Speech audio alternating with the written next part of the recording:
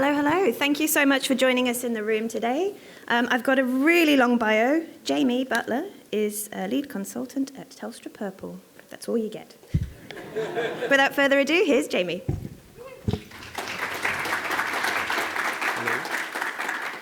All right, just make sure you can hear me. Fantastic. I think you can because I can hear me. Welcome. Thank you for coming to my talk, Lessons from the Video Game Industry. I am Jamie Butler, lead consultant at Telstra Purple, as you just heard. What does that mean? It means I'm quite a generalist, so consulting, I'm on different gigs every 3-6 months, and that's different tech stacks, that's different corporate environments, that's different this, that, and the other thing. And within that space, I do all sorts as well. I do agile coaching, discovering requirements, building the actual software, testing, deploying, ops, just a little bit of everything. So the point that I'm making there is I'm a generalist, but I also love video games.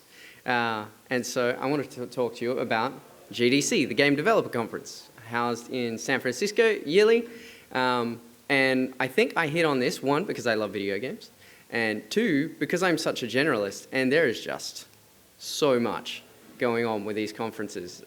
People are delivering lessons on leadership, they're delivering lessons on building a business from scratch, they're delivering lessons on cool UX development techniques and software development techniques, so there's a little bit of something there for everybody, and for a generalist like me, there's tons for me to consume. So the goal here is really just to illuminate you to the high value of this resource, get you consuming it, and the way I'm going to do that is just share with you a handful of lessons that I personally learned just from watching these GDC conference talks, and yeah, we'll see what we discover. So first off, we have cursed problems. The idea of a cursed problem is something that Alex Jaff from Riot Games kind of put together over the last few years, and he gave a talk about it. It's the idea of you're in a product development setting, or he thinks of it as a game development setting, but really it's a product development setting where you've hit a design problem you literally can't solve, and what you really need to do is identify that it is an unsolvable problem as early as you possibly can, so that you don't drag your team of 10, 15, 100 people in your company along for the ride. So cursed problem, as he puts it, is a core conflict between the promises of your product. And it's important to note here that the promises might be intended or explicit, like this is what I built my product to do, that's the point of it, or they might be derived by your users. Your users might get their hands on your product and go, oh, this is what this product is for, not actually what you intended for it to be. And if those come into conflict with each other, then you cannot proceed with the design that you've got. You need to pretty fundamentally change the design. And while I won't go into it, Alex provides a whole bunch of techniques for identifying these cursed problems and for offering ways to make those fundamental shifts that you need to make if you end up in that situation. And the example of a cursed problem that he gives several, but the one that I really liked is, you can see tucked away there, if you're familiar with Diablo 3 at all, the Diablo 3 auction house. So Diablo 3 is a looter game. You use cool spells or swing an axe and kill a whole bunch of enemies, and you get cool loot. And every time you do, you're like, ooh, what did I just get? Is it better than what I had before? Is it really awesome, legendary? Is it amazing? And they added this idea of an auction house where you can sell the loot that you've got and buy loot that you really want. And what happens there is you get this conflict of the whole kind of core premise of your game. In one aspect, it's a looter and you should be looking forward to that moment of finding the cool thing that you really want. But yet to add an auction house, suddenly it's just everything that I get is just something I'm going to sell so I can save up and buy the thing I really want. And those are fundamentally contradictory experiences. And the solution for Diablo 3, once they realized that they were in this position, was to just kill it. They got rid of the auction house because they wanted to keep was that core looter experience. And my example, when I think and try and translate it more to what I do in product development, I had to think about Tumblr. So Tumblr was originally built as like a blogging platform, a really simple blogging platform. Sign in with an email, suddenly you've got a blogging platform. It's really easy to use. But what the implied promise seemed to be, from the user's perspective, is a cool debating platform where they can debate the fundamentals of society. And those two things are not the same. One is all about broadcasting your opinions, and one is about having a healthy back and forth with somebody else, or in an open forum. And the way that Tumblr dealt with that was just to kind of go, oh, well, this is really taking off. We're going to focus on this. We're going to focus on this back and forth and chaining blog posts onto each other to create kind of a chained argument, not like just a blogging platform. So there are multiple different ways to solve a curse problem, but that's the way that Tumblr took. So next, so that's kind of a bit of a design lesson that we can learn.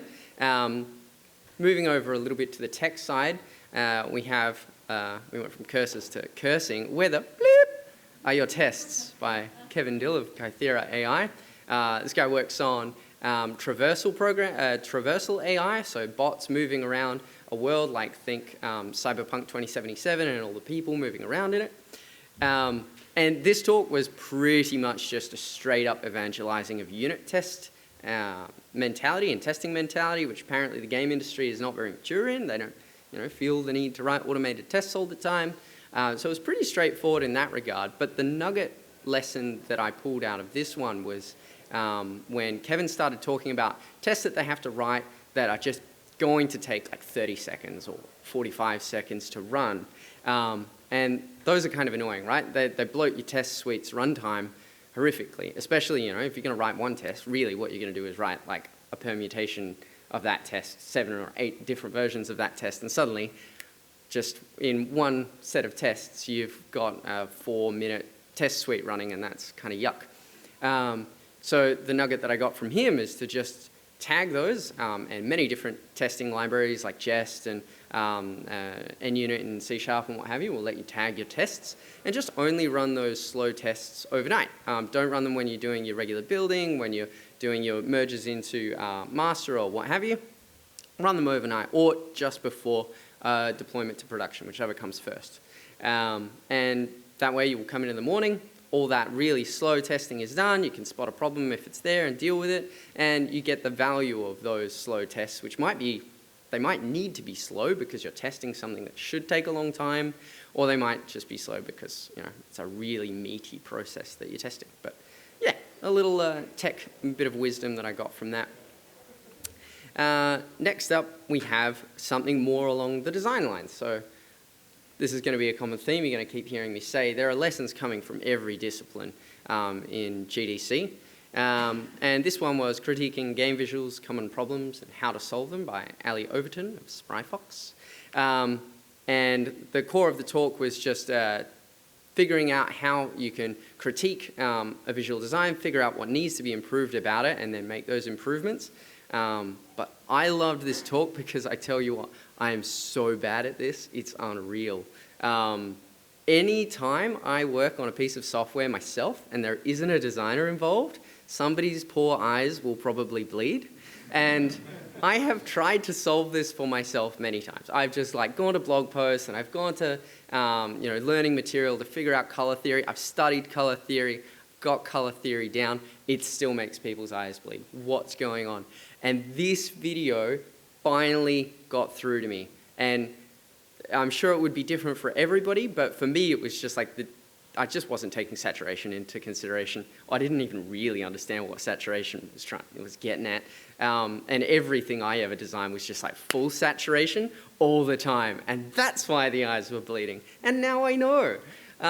So very happy for that. I mean, you got an example here of one of the little bits that she took us through. And you can just see that the one on the left is really pretty evenly desaturated, and you have to kind of work hard to decide what's important in that image. But the one on the right, there's a bit more value contrast and saturation contrast, and you can see that the little man with the sword is important, maybe the tree is important, but lots of little lessons like that stacked in there. And now we come to more of a bit of a leadership, bit of a cultivating culture in your business kind of lesson. So this one was from Victoria Tran of Innersloth, the guys that make Among Us. The talk was called Charming Your Communities. And she took us through a whole bunch of lessons on how to create a really positive culture. And she was always framing it in terms of the community that is playing her game and interacting on socials and interacting with each other in the game. But every single lesson that she went through, I was realizing could be applied equally well to building the culture within your company or within your team. If you're just like a lead developer in a team, you can use these skills to make sure that your team is happy and healthy and functional and engaged. If you're a CEO, you can be exercising these techniques as well. Pretty sure she got a lot of this stuff from a book called The Power of Moments, which if you've heard of it, is worth a read. But the key things I'll just quickly mention that she talked about were having moments of surprise and levity. So if you're always having to deliver the same kind of dry email once a week of like, oh, here's what's changed in our app, or release notes or what have you, insert jokes, insert little moments that people can relate to and have a good time with. The more unexpected, the better. The more it will catch people and go, oh, that was interesting. Moments of connectivity and empathy. So best example that I really enjoyed was paying attention if somebody's mentioned something that's going on in their life or something they're really, really passionate about, and you come across them or you're chatting to them 2 weeks later, completely without provocation, just bring it up. Shows that you're listening, that you care, that you think about that person, and they'll feel connected to you, and that will breed this really positive, warm relationship. Bit of just rapport building, really. There's one that I've forgotten, and I don't want to refer to my notes, so we'll move on. Next up, we have Isabel McCard and David Richard of Behavior Interactive. I wanted to include this one because there's, at least from my perspective as a developer, I don't like to think too much about the money or the financial strategy of things, but you can learn those lessons if you go and have a look at GDC. So Isabel McCard and David Richard were the CFO and the head designer or director from Behavior Interactive. And these guys are responsible for Dead by Daylight, which is an online multiplayer game. It's free. One person plays a monster and another handful of people play survivors. It's asymmetrical competitive game. But it's run with microtransactions. That's their profit model, is monetizing through buying skins and stuff like that. The talk is all about respecting your users, being really careful to not exploit them, trying to run that business model, which is really kind of, in a lot of ways, unpopular. There's a lot of assumptions baked into it that you're just kind of going to get a crap product unless you shill out all the time. Doing that in a really respectful way. And they come up with a lot of techniques, a lot of core kind of vision statements about, for example, the core product all by itself needs to be completely playable, enjoyable on its own. Things that cost money should really only add kind of aesthetic value or vibe, shouldn't really change the core mechanics of your product. And I feel like that's very applicable to just software as a service products that we sell. Maybe we're providing advertising or what have you, but just to do it in a respectful way. But the key quote that Dave Richard came out with that I latched onto, and the lesson that I really took from this mostly was, a respectful monetization design helps to get buy-in from our dev team. And when I heard that, what I really heard was running an ethical, respectful business gets team members on board and giving it their best. So I'm sure we'd all love to be working in really socially forward businesses, like carbon offsetting businesses and environmentally positive businesses, businesses that help guys doing it tough, that kind of thing. But even if you're not, even if you're in resources or you're just working on an entertaining product or just tech for the sake of tech and helping people do tech better, as long as you're operating that business ethically, respectfully, caring about your users and caring about the impacts that your business is having, that's the key thing. And I think if you do that, people will get on board, they'll work their hardest, they'll be engaged. You won't have team members that are kind of maybe looking out the door. And that's the lesson that I took from that particular talk. And also it was just really interesting learning more about monetization strategies and what you see in free-to-play games out there. And last one, in terms of lessons, is data-informed decisions, the champions of League of Legends. So I know we've just finished talking about charming your communities and making really positive and healthy communities and really respecting your audience. But now we're going to talk about League of Legends. So it's just a fun way to learn new stuff. So I've played a lot of League of Legends. I've been that guy. I've screamed at the screen. I've not typed nasty things to my teammates, I promise. But I really love League of Legends anyway. It's a really fun game. Seeing Red and its own funky skin there, Cho'Gath, my favorite character. And this talk was all just, all different fun analyses of League of Legends champions.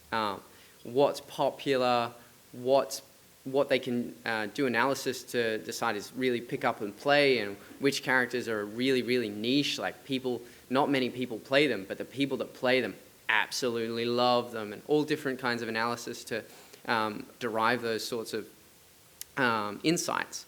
And I'm going to be completely honest with you, data doesn't really fill my cup, and if left to my own devices, I don't generally go out there and learn interesting data concepts. But you slap League of Legends on it, and I will. And true of many, many other videos. So there are tons of games covered in GDC that people love. Spider-Man, God of War, little indie games like, actually that's going to escape me. I can't point to anyone specific. But yeah, little indie games all the way up to like the big AAA games. You got the director of God of War telling you all about what the pitch was like for that game and how key it was that they kept sticking to this idea of a father-son relationship, and everything has to be driven by that. And all of that stuff is just entertaining to consume these videos, and in the middle of it, learn some really valuable lessons. And that's all I really wanted to get you guys to do here today. So your next step is to Google, or not Google, but search on YouTube, GDC Vault. I do specifically say don't Google it, search it on YouTube. And that's because if you Google it, you'll go to their website and you will learn something that I've been leaving to the very end. It's very expensive to get a full access membership to GDC. It costs $600 a year-ish. But having said that, tons of their content is on YouTube, and really probably the content that we're interested in more in the product development space than the game development space. That content is more general, more applicable, more kind of enticing.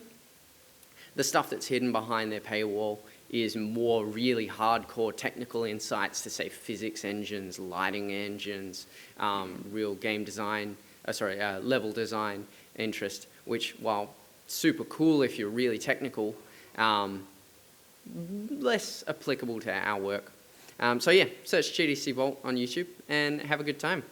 And I just want to say, before I wrap up, thank you very much to our sponsors, especially Telstra Purple. No, I'm kidding. I work for Telstra Purple, as you recall. But no, yeah, all our sponsors, I wouldn't be able to have my kid in that creche right now getting looked after if it weren't for them. So thank you very much to them. And that is it for me. Cool.